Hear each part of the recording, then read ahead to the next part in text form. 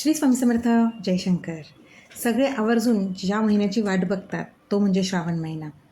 मी स्वतःसुद्धा या महिन्याची मनापासून वाट बघते, कारण या श्रावणापासून 16 सोमवार या व्रताला सुरुवात होत असते.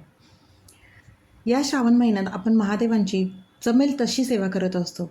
महादेवांचे जे स्तोत्र आहे त्याचं पठण करतो, मंत्राचं पठण करतो किंवा अनुष्ठान करतो. बरेच जण महादेवांचा अत्यंत प्रभावी पवित्र ग्रंथ तो म्हणजे शिवलीला अमृत या ग्रंथाचं पारायण बरेच शिवभक्त करत असतात. साध्या सोप्या भाषेत असणारा हा पवित्र ग्रंथ, ज्याच्यात महादेवांची माहिती तसेच महादेवांच्या ज्या काही लीला आहेत त्या ग्रंथाच्या पठणाचे जे काही फायदे आहेत हे सगळं आपल्याला त्या ग्रंथ पठणामध्ये कळतं. म्हणूनच खरं तर या संपूर्ण श्रावण महिन्यात शिवलीलामृत ग्रंथाचं पारायण आवर्जून करावं, कारण का या प्रत्येक ग्रंथातील अध्यायाला काही ना काही महत्त्व आहेच. त्यामुळे आवर्जून शिवलीलामृताचं पारायण प्रत्येक शिवभक्ताने करावं. पण ज्यांना अगदीच शक्यच नसेल त्यांनी अत्यंत प्रभावी आणि तितकंच पवित्र असं जो शिवलीलामृताचा अध्याय आहे त्यामधील अध्याय आहे तो म्हणजे 11वा अध्याय. अत्यंत प्रभावी हा अध्याय आहे आणि तितकाच चमत्कारिकही आहे. चमत्कारिक म्हणण्यापेक्षा ह्या अध्यायाच्या पठणाने आपल्या स्वतःमधली सकारात्मक ऊर्जा जाणवते.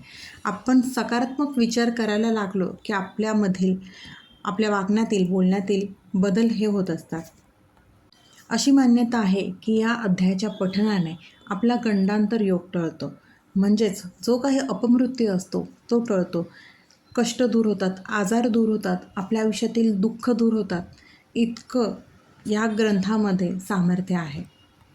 हा अध्याय वाचल्याने ऐकल्याने देखील अपमृत्यूचे भय किंवा वाईट ग्रहाचे दोष नष्ट होतात. या अध्याय पठण केल्याने आपल्याला रुद्र केल्याचं पुण्य मिळत असतं. याच्या नियमित पठणाने अनेक प्रकारची संकट, आजार, दुःख दूर होत असतात. आपल्याला शक्य असेल तर आपल्या नित्यसेवेमध्येही आपण 11वा अध्याय पठण करावा.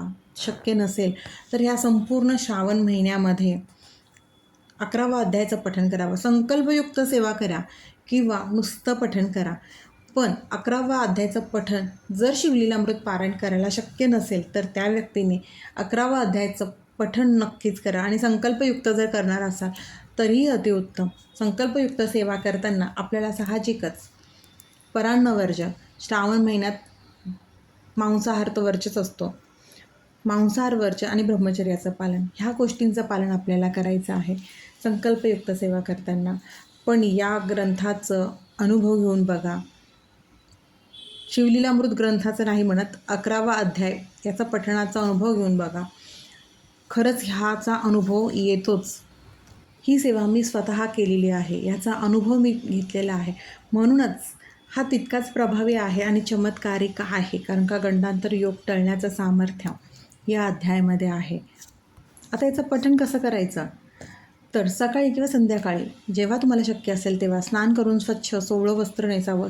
सोवळं नसेल तर महादेवांना पांढरं वस्त्र प्रिय आहे, पांढरा कलर प्रिय आहे, त्यामुळे पांढरे वस्त्र नेसावं. महादेवांची म्हणजे आपल्या प्रत्येकाच्या घरात पिंड असते, तिची षोडोपचाराने पूजा करून धूप दिवा लावून मनोभावे पूजा करावी. पूर्वेकडे किंवा उत्तरेकडे तोंड करून बसावे. संकल्प करणार असाल, संकल्पयुक्त सेवा करणार असाल तर संकल्प करावा. नसेल तर पूर्ण श्रद्धेने आणि स्पष्ट उच्चारामध्ये 11वा अध्यायाचं पठण करावं. संकल्पयुक्त सेवा असेल तर तुम्हाला एक वेळ निश्चित करणं गरजेचं आहे. याचं एक महत्त्व आहे की तुम्हाला अपमृत्यू टाळण्यासाठी किंवा अगदी संकटांमधून मुक्तता मिळवण्यासाठी हा अध्याय दिवसातून 3 वेळा जर तुम्ही पठण केला तर अतिउत्तम. शक्य नसेल तर दिवसातून एकदा तरी नक्कीच पठण करावा. अध्याय पठण केल्यानंतर आपला महादेवांचा ओम नमः शिवाय या मंत्राचा 1 माळ जप करावा. महादेवांचा मंत्र जप करताना रुद्राक्षाच्याच माळेचा वापर करावा. अशी ही साधी सोपी सेवा आपल्याला महादेवांची करायची आहे. जर तुम्हाला शिवलीलामृत ग्रंथाचं पारायण करणं शक्य नसेल तर मनापासून सेवा करणं गरजेचं आहे. फक्त सेवा करून उपयोग नाही. आपल्याला आपलं कर्म आणि कष्ट प्रामाणिकपणेच करायला हवं आहे. कष्टाला पर्याय नाही. कारण का देव आपल्याला कधीही आयतं बसून देत नाही. आपल्याला कष्ट करणं तितकंच गरजेचं आहे. आपण प्रयत्न केलं की त्या प्रयत्नांना यश फक्त आपला भोळा सांब सदाशिव हा देत असतो. त्यामुळे कष्ट करा, कर्म प्रामाणिक करा आणि श्रद्धा आणि विश्वास ठेवा. महादेव आपल्याला आपल्या इच्छापेक्षाही जास्त देतात.